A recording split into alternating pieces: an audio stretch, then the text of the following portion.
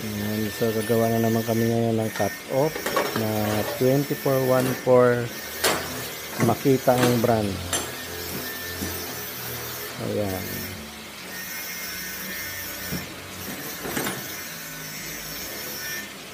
Ito yung armature mo, boy. Bago na to.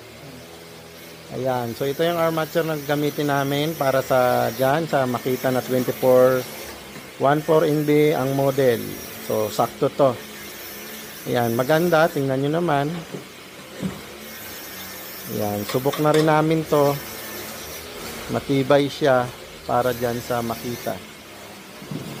Ayan, so check nyo lang dyan sa yellow basket para ito ang armature ang makuha nyo. Check natin mamaya pag umandar na.